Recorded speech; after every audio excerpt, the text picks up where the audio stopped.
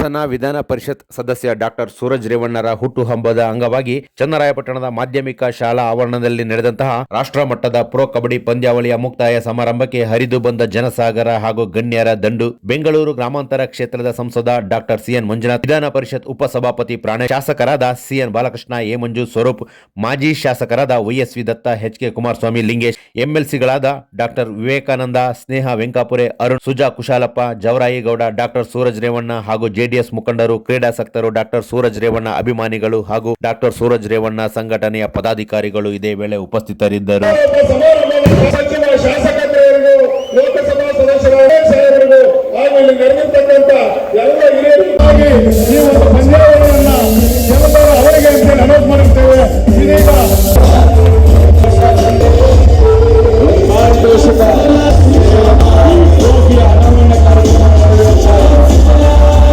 ಆದರ್ಶಪ್ರಾಯವಾಗಿರಲಿ ಯುವಕ ರಕ್ಷಣೆ ಅಂತೇಳಿ ಈಗ ಎಲ್ಲರೂ ರೇವಣ್ಣ ಟ್ರೋಫಿ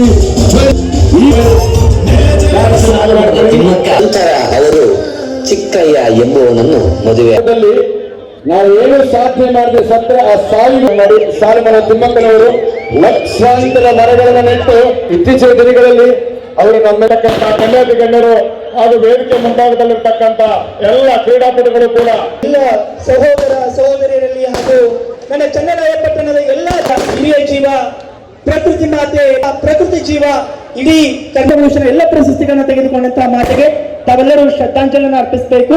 2 ನಿಮಿಷಗಳ ಎರಡು ಟಾರ್ಚ್ ಹಚ್ಚುವ ಮುಖಾಂತರ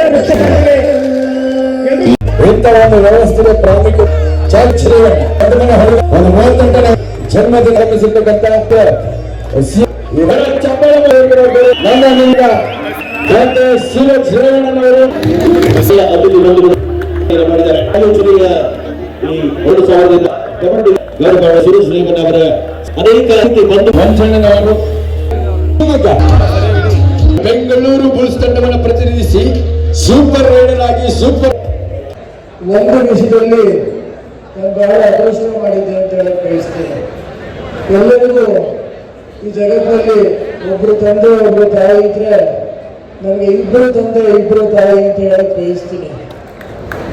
ಜನ್ಮ ಕೊಟ್ಟಿದ್ದು ನನ್ನ ರೇವಣ್ಣ ಸಾಹೇಬರು ಅವರು ಭವನಕರಾಗಿದ್ರೆ ನಾನೇನಿವತ್ತು 5 ವರ್ಷ MBBS ಆಗ್ಬೋದು, 3 ವರ್ಷ ಜನರಲ್ ಸರ್ಜರಿ ಆಗ್ಬೋದು, ಹಾಗೂ ಓದೋದಾಗ್ಬೋದು, ಅದಕ್ಕೆ ನನ್ನ ಪೋಷಿಸಿ ಸಂಪೂರ್ಣ ಸ್ಫೂರ್ತಿ ಕೊಟ್ಟಿದ್ದು ನನ್ನ ಡಾಕ್ಟರ್ ಸಿಎನ್ ಮಂಜುನಾಥ್ ಅವರು ಹಾಗೂ ಡಾಕ್ಟರ್ ಅನುಸೂಯ ಮಂಜುನಾಥ್ ಅವರು.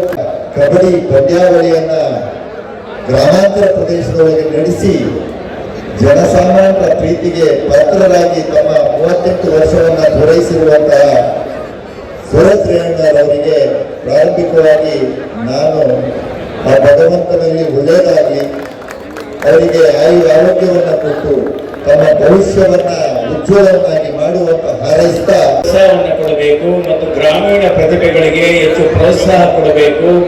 ಮುಂದೆ ನಾವು ಒಲಿಂಪಿಕ್ಸ್ ಅಲ್ಲಿ, ಯಾಕೆಂದ್ರೆ ನೆಕ್ಸ್ಟ್ ಭಾರತ ದೇಶದಲ್ಲಿ ಒಲಿಂಪಿಕ್ಸ್ ಆಗೋದ್ರಿಂದ ಭಾರತ ದೇಶ ಒಲಿಂಪಿಕ್ಸ್ ಅಲ್ಲಿ ಹೆಚ್ಚು ಪದಕಗಳನ್ನು ಗಳಿಸಬೇಕು ಎನ್ನುವ ಹಿನ್ನೆಲೆಯಲ್ಲಿ ಕೇಂದ್ರ ಸರ್ಕಾರ ಮತ್ತು ಪ್ರಧಾನಮಂತ್ರಿಯಾದ ಮೋದಿ ಅವರು ಖೇಲೋ ಇಂಡಿಯಾ ಕಾರ್ಯಕ್ರಮವನ್ನ ಆಚರಣೆ ಮಾಡಿದರು ಕಳೆದ ತಿಂಗಳು.